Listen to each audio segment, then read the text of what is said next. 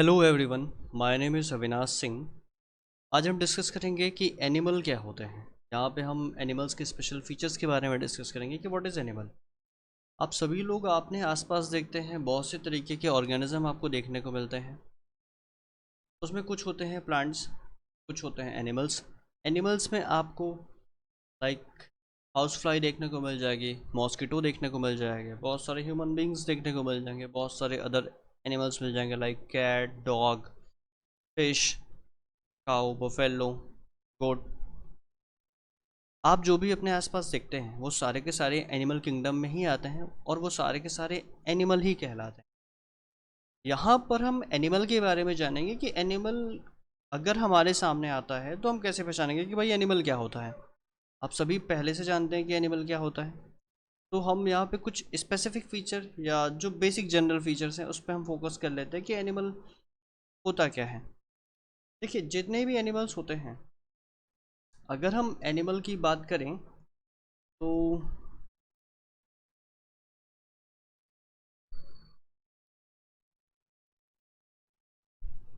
Animal में जितने भी एनिमल होते हैं वो सारे के सारे मूवमेंट शो करते हैं। अब मूवमेंट का मतलब क्या होता है? अगर कोई एक ऑर्गेनिज्म एक प्लेस से, फॉर एग्जांपल ये उसकी प्लेस है, वो यहाँ से मूव करके किसी दूसरी प्लेस पर जाता है, इस सिंपल सी प्रोसेस को हम लोकोमोशन बोलेंगे। लेकिन लोकोमोशन जिस कैटेगरी में आएगा वो हमारा मूवमेंट कहलाएगा। अब मूवमेंट अलग अलग एनिमल में अलग अलग तरीके से होता है। जैसे कि मैं पैरामीशियम की बात कर लूँ, तो पैरामीशियम की बॉडी में छोटे छोटे सीलिया लाइक प्रोजेक्शंस होते हैं। तो ये जो प्रोजेक्शंस होते हैं, जिसको हम सीलिया कंसिडर करते हैं या सीलिया बोलते हैं, ये सारे के सारे एक इस ऑर्गेनिज्म को एक जगह से दूसरी जगह मूव करने में हेल्प करते हैं। तो ये भी एक मूवमेंट का तरीका होता है। दूसरा, अगर हम किसी एनिमल की बात करें जिसमें फ्लैजिला पाया जाता है, फ्लैजिला भी एक लोकोमोटरी ऑर्गन के जैसा ही वर्क करेगा। अब एनिमल मूव करने के लिए, एनिमल को मूव करने के लिए या तो उसको सीलिया चाहिए, या फिर उसको फ्लैजिला चाहिए, या फिर उसको सूडोपोडिया चाहिए। अमीबा के केस में ऑर्गेनिज्म मूव करता है सूडोपोडिया की मदद से, और उसी की मदद से वो फूड को भी कैप्चर करने में हेल्प करता है। अब हम हायर एनिमल की बात करें तो हायर एनिमल जितने होते हैं वो मूवमेंट शो करते हैं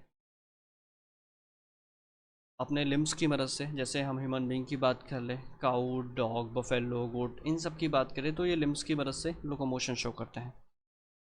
जितना भी एनिमल होता है ये न्यूट्रिशन किस तरीके का लेता है, ये जितना भी एनिमल होता है वो किसी दूसरे ऑर्गेनिज्म पर डिपेंडेंट रहता है। किसके लिए? फूड के लिए या फिर एनर्जी के लिए। जैसे कि प्लांट हो गया, या ह्यूमन बीइंग की अगर हम बात करें तो ह्यूमन बीइंग जो होता है वो प्लांट से भी एनर्जी लेता है और आपका दूसरे एनिमल से भी एनर्जी लेता है। तो ऐसे टाइप का न्यूट्रिशन जो होता है ये आपका हेटरोट्रॉफिक मोड ऑफ न्यूट्रिशन कहलाता है। इसके अलावा अनदर स्पेशल फीचर होता है रेस्पिरेशन। जितना भी एनिमल होता है वो सभी का सभी रेस्पिरेशन शो करेगा। रेस्पिरेशन का मतलब क्या होता है? अगर कोई ऑर्गेनिज्म ऑक्सीजन की मदद से अपना फूड को ब्रेक डाउन करता है और उससे क्या रिलीज़ कराता है? एनर्जी रिलीज़ कराता है। तो जो एनर्जी रिलीज़ कराने की प्रोसेस होगी in the presence of oxygen, इस प्रोसेस को हम क्या बोलेंगे? रेस्पिरेशन बोलेंगे। इसके अलावा रेस्पिरेशन में जो एनर्जी हमको मिलती है ये हमको एटीपी के फॉर्म में मिलती है। एटीपी का मतलब होता है, इसको एडिनोसिन ट्राईफॉस्फेट बोलते हैं। ये एनर्जी करेंसी कहलाती है। और इसके अलावा एनर्जी हमको जीटीपी के फॉर्म में भी मिलती है कहीं कहीं पर, एनएडीपी एच के फॉर्म में भी मिलती है हमको एनर्जी, और FADH2 के फॉर्म में भी मिलती है हम एनर्जी। अगला हमारा इंपॉर्टेंट फीचर है ग्रोथ। ग्रोथ क्या होता है? अगर कोई एनिमल अगर कोई एनिमल इनिशियल टाइम में उसका साइज काफ़ी छोटा था, आगे चल के वो क्या हो जाए? जैसे फॉर एग्जांपल ये कोई एक पर्टिकुलर ऑर्गेनिज्म, आगे चल के इसने क्या किया? अपने अंदर नंबर ऑफ सेल्स को क्या किया? इंक्रीज किया। साथ ही साथ जब ये नंबर ऑफ सेल को इंक्रीज करेगा, इसका साइज भी बढ़ेगा और इसका मास भी बढ़ेगा। तो अगर किसी ऑर्गेनिज्म में नंबर ऑफ सेल्स इंक्रीज करे, साथ ही साथ उसका नंबर ऑफ मास भी इंक्रीज करे, अगर नंबर ऑफ सेल्स इंक्रीज करता है और नंबर ऑफ मास भी इंक्रीज करता है तो इसको सिंपल टर्म में हम ग्रोथ बोलेंगे। नेक्स्ट इंपॉर्टेंट फीचर है हमारा रिप्रोडक्शन। क्या होता है रिप्रोडक्शन की? अगर हम बात करें तो रिप्रोडक्शन का मतलब होता है अगर कोई एनिमल अपने ही जैसे किसी दूसरे ऑर्गेनिज्म का प्रोडक्शन कर रहा है। क्यों कर रहा है? ताकि वो अपनी स्पीसीज को इस अर्थ पे कंटिन्यू रख सके। तो इस प्रोसेस को हम रिप्रोडक्शन बोलेंगे। बट रिप्रोडक्शन जो होता है ये नॉन डिफाइनिंग फीचर में आता है, ये सारे के सारे एनिमल्स में पॉसिबल नहीं हो पाता। फॉर एग्जांपल अगर हम ट्रांसजेंडर की बात करें तो ट्रांसजेंडर रिप्रोड्यूस नहीं करते।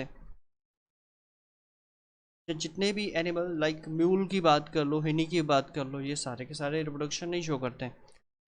Reproduction most of the cases में एनिमल शो करता है, बट स्टिल 10% एनिमल्स या ऑर्गेनिजम्स ऐसे होते हैं या 5% ऐसे एनिमल या होते हैं जो रिप्रोड्यूस नहीं करते हैं। अगर हम बात करें रिस्पॉन्स टू स्टिमुलाई, देखिए रिस्पॉन्स टू स्टिमुलाई का हम दूसरे टर्म में सेंसिटिविटी बोलते हैं या फिर कॉन्शियसनेस बोलते हैं। अगर कोई एनिमल किसी स्टिमुलस के अगेंस्ट में, स्टिमुलस क्या हो सकता है आपका? लाइट हो सकता है, साउंड हो सकता है, टच हो सकता है, हीट हो सकता है, और कभी कभी डेंजर सिचुएशन भी होती है। या फिर आपको अगर कोई स्लैप मार दें तो भी आप कहीं ना कोई रिस्पॉन्स ज़रूर शो करोगे। तो जो आप रिस्पॉन्स शो करते हो ये आपका क्या कहलाएगा? ये आपकी कॉन्शियसनेस को रिप्रेजेंट करेगा या फिर सेंसिटिविटी को रिप्रेजेंट करेगा। नेक्स्ट इंपॉर्टेंट फीचर है हमारा एक्सक्रीशन। एक्सक्रीशन क्या होता है? जितना भी एनिमल होता है वो अपनी बॉडी से मेटाबॉलिक नाइट्रोजनस वेस्ट को बॉडी से बाहर रिमूव करता है। तो ऐसे प्रोसेस को हम क्या बोलेंगे? एक्सक्रीशन बोलेंगे। अगर वो एनिमल फूड को ले रहा है तो ऑब्वियस सी बात है, या न्यूट्रिशन ले रहा है तो वो कहीं ना कहीं उसमें से बचा हुआ जो भी वेस्ट प्रोडक्ट होगा वो उसको एलिमिनेट ज़रूर करेगा अपनी बॉडी से। अगर एलिमिनेट करता है तो ये प्रोसेस, जिस प्रोसेस के थ्रू करेगा वो हमारा एक्सक्रीशन कहलाएगा। मोस्ट इंपॉर्टेंट फीचर आता है हमारा एडेप्टेशन। हर एनिमल जब किसी नई प्लेस पे जाता है वो वहाँ पर उसको सरवाइव करने में कुछ ना कुछ प्रॉब्लम होती है, लेकिन कुछ समय के बाद में जब वो उस पर्टिकुलर जगह पे रहने लगता है तो वहाँ पर वो उस एनवायरनमेंट का या उस हैबिटेट का एडिक्टेड हो जाता है। तो जो एडिक्शन होता है या जो हमारी बॉडी उस एनिमल या उस पर्टिकुलर क्लाइमेट को अडॉप्ट कर रहा है, इसी प्रोसेस को हम क्या बोलेंगे? एडेप्टेशन बोलेंगे। बात आती है सेल स्ट्रक्चर। सेल स्ट्रक्चर के हर एनिमल अलग अलग तरीके की सेल से मिलकर के बनता है, लेकिन इसके पास क्लोरोफिल नहीं होता। अगर किसी के पास, किसी एनिमल के पास क्लोरोफिल नहीं पाया जाता, लेकिन कुछ ऐसे एनिमल हैं जैसे कि ट्यूनिकेटा वगैरह या फिर आपके यूरोकॉर्डेट्स होते हैं, इनमें सेल वॉल के जैसा फीचर्स होता है बट इसमें स्टिल क्लोरोफिल अपसेंट होता है। अगर क्लोरोफिल प्रेजेंट है तो फिर वो प्लांट कहलाएगा, और अगर क्लोरोफिल प्रेजेंट है तो वो more autotrophic mode of nutrition show करेगा और फोटोसिंथेसिस भी शो करेगा। देखिए सेल जो होती है, हम यहाँ पे थोड़ा सा सेल के बारे में डिस्कशन कर लेते हैं। जो हमारी सेल होती है, cell basic structural and fundamental unit होती है किसी भी लिविंग ऑर्गेनिज्म की। मतलब क्या हुआ? हर एक एनिमल जिस छोटे से यूनिट से मिलकर के बना है उसको हम क्या बोलते हैं? सेल बोलते हैं। अब जो सेल होती है ये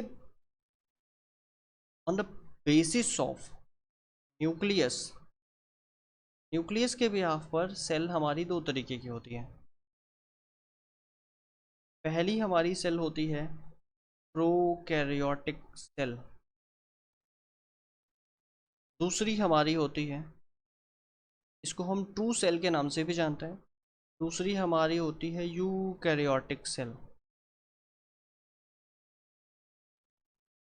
और जब आप हायर क्लासेस में जाते हैं तो यहाँ पर आपको एक तीसरी तरीके की सेल मिलेगी, इसको हम बोलते हैं मीजोकैरियोटिक सेल।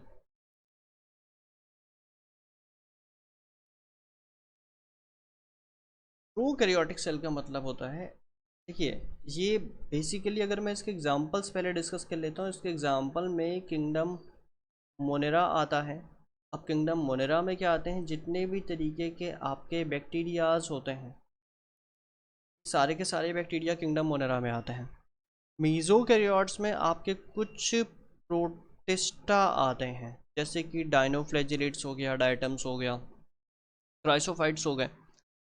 यूकैरियोट्स की अगर हम बात करें तो यूकैरियोट्स में आपके जितने भी हायर एनिमल होते हैं या जितने भी प्लांट्स होते हैं वो सारे के सारे यूकैरियोट्स में आते हैं। एग्जाम्पल में आपका फंजाई हो गया, दूसरा एग्जाम्पल आपका